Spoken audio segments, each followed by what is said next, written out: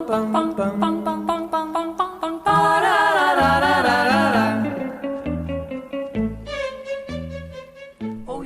et bienvenue sur l'émission Culture de la chaîne. C'est ici qu'on va parler films, livres, séries, musique, art tous les mois. Et donc c'est parti pour le mois de janvier. Niveau film, il y a eu pas mal de sorties qui étaient très attendues ce mois-ci, notamment Star Wars 9, Les filles du Docteur March, Play, Underwater, mais surtout 1917. Donc 1917, c'est sorti le 15 janvier et ça a été réalisé par Sam Mendes qui a déjà fait Skyfall, 07 Spectre par exemple. C'était un film très attendu car il donne l'illusion d'avoir une seule séquence, donc pas de cut dans le film. Personnellement, je trouvais que c'est une performance extrêmement bien réalisée qui donne beaucoup d'importance aux figurants parce qu'on a nos yeux un peu partout, il faut voir tout, notamment les décors qui sont magnifiques et le jeu des acteurs qui est aussi surprenant. Niveau série sur Netflix, il y a eu la saison 2 de You, donc c'est sorti le 26 décembre. Pour faire court, c'est l'histoire d'un psychopathe qui aime un peu trop ses copines. Donc l'acteur principal c'est Penn Badgley. J'avais beaucoup aimé la saison 1, le début de la saison 2 c'est un petit peu lent, mais quand on arrive à la fin, il y a tous les sentiments qui se mélangent envers le personnage principal qui est Joe, donc incarné par Penn Badgley. Donc on a à la fois de la compassion, de la tristesse, de la colère, de la joie pour le personnage. Parce qu'on peut pas aimer un psychopathe dans la vraie vie, mais là on s'attache vraiment au personnage principal. Et d'ailleurs je suis en train de lire le livre dont est tirée l'histoire de la série. Donc ça s'appelle Parfaite en français de Caroline Kepnes. Donc là je suis au tome 1, donc qui raconte la saison 1 de la série. Le tome 2 est déjà sorti, elle prévoit un tome 3 qui sera donc la suite de la série.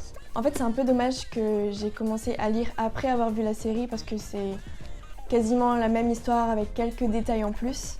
Et c'est d'autant plus dommage parce que je trouve qu'on est beaucoup plus imprégné dans l'histoire dans le livre parce qu'on est directement dans les yeux de Joe, on ressent l'histoire à travers lui comme c'est écrit la première personne. Et dans la série aussi on suit l'histoire par les yeux de Joe mais comme la caméra est à l'extérieur de son corps on va dire, on est moins happé par l'histoire alors que là on peut vraiment se mettre à sa place parce qu'on lit l'histoire à travers ses yeux. Aussi, il y a eu la saison 2 de Sex Education, donc sortie le 17 janvier. Et que dire à part que c'est génial de parler des tabous, de la sexualité pour tout public dans une série. Dans cette série, on aborde plein de sujets qu'on n'aborde pas dans la vraie vie parce que c'est un peu des tabous comme le vaginisme, les personnes asexuées, homosexuelles. Et donc c'est génial de parler des tabous comme ça dans une série. D'ailleurs pour la sortie de la saison 2, Netflix a fait une super stratégie de com avec la photographe Charlotte Abramow. Ils ont sorti un format magazine qui s'appelle le Petit Manuel Sex Education, donc avec la photographe. On pouvait le commander gratuitement sur le site sexeducation.fr, mais maintenant qu'il est en rupture de stock, vous pouvez quand même le trouver sous format PDF gratuitement. Donc dans ce magazine avec la photographe Charlotte Abramow, il y a plein de sujets abordés comme le consentement, la contraception, etc.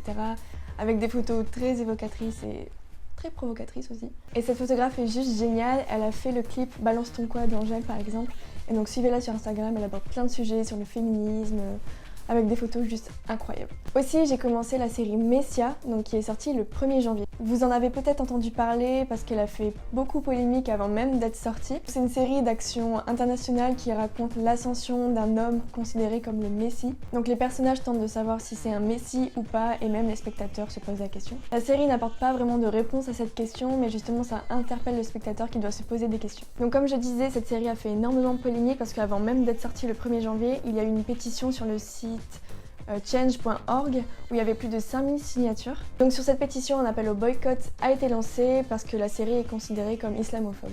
Néanmoins, le réalisateur de la série, Michael Petroni, dément totalement. Un des acteurs principaux, Thomas Sisley, a dit que les signataires n'ont absolument pas vu la série avant de signer. Parce que tout au long de la série, on ne sait jamais la religion de ce fameux Messie. J'aime beaucoup cette série parce qu'on apprend plein de choses d'un aspect historique de ce qui se passe en Orient. Les acteurs sont très bons, les décors sont magnifiques et le fait que ça fasse polémique, ça donne encore plus envie de le regarder, je trouve.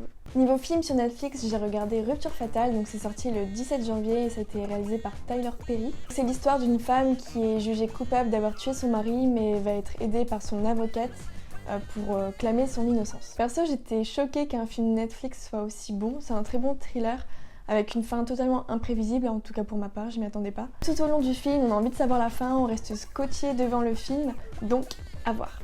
Ensuite, je triche un peu parce que ce film est sorti en octobre 2019, mais je vais parler de La Fracture. Je sais pas si vous l'avez déjà vu parce qu'il est encore sur Netflix en ce moment, mais ça faisait longtemps que j'avais pas ressenti autant d'émotion devant un film, vraiment, je suis encore choquée là maintenant. Et donc ce film a été réalisé par Brad Anderson avec comme acteur principal Sam Worthington, donc c'est celui qui a fait Avatar. Pour faire court, c'est l'histoire d'une famille, donc un couple et leur petite fille, qui s'arrête sur une aire d'autoroute. La petite fille tombe, se casse le bras, du coup ils vont tout de suite aux urgences. Et donc la femme et la fille vont faire un scanner pour vérifier si elle n'a pas une hémorragie au niveau du cerveau. Et il se passe des heures. Du coup, le mari, au bout d'un moment, va à l'accueil de l'hôpital pour savoir ce qui se passe, quand vont-elles revenir. Et là, l'hôpital dit qu'elles ne sont jamais venues, elles n'ont jamais existé dans l'hôpital, elles ne sont pas enregistrées, personne ne les a vues. Enfin, de quoi vous parlez, monsieur? Et là, va se passer un puzzle psychologique avec cet acteur principal. Et vraiment, à chaque fois, on est happé par de nouveaux éléments de l'enquête pour savoir mais où sont sa femme et sa fille. Et vraiment, la fin est incroyable. C'est un peu un thriller psychologique à la manière de Shutter Island. Bon, ça va pas détrôner Shutter Island, mais vraiment c'est le même aspect. Vraiment, il y a du suspense jusqu'à la toute dernière minute, du coup, à regarder aussi. Et enfin, niveau musique, on va surtout parler rap US, donc avec les 2 albums Eminem et Mac Miller qui sont sortis tous les 2 le 17 janvier. Music to be Murdered by Eminem, donc sorti le 17 janvier, c'est son 11e album. Dans cet album, on peut y retrouver aussi Ed Sheeran, Anderson et bien d'autres. Il est le 6e artiste à classer 10 fois de suite son album en première position, donc il rejoint notamment Elvis Presley, les Beatles, etc. Il a battu son record de noms prononcés par phrase, donc c'est le cas dans son titre Godzilla, où il dit 11,3 syllabes par seconde. Donc toujours le 17 janvier, il y a eu l'album posthume Circles de Mac Miller. Pour rappeler, Mac Miller est mort en septembre 2018, donc il avait à peine 26 ans. Et donc John Boyan, son coproducteur, a parachevé Circles, son album posthume. Donc n'hésitez pas à aller écouter. Donc c'est la fin de l'émission Culture de la chaîne, j'espère que ça vous a plu. Et n'hésitez pas à dire en commentaire c'est quoi vos coups de cœur niveau musique, art, livre, enfin ce que vous voulez en commentaire, pour qu'on voit un petit peu ce qui nous a plu ce mois-ci. On se retrouve le mois prochain pour parler un petit peu de culture et pourquoi pas avec d'autres personnes qui vont donner leur avis en vidéo. Salut!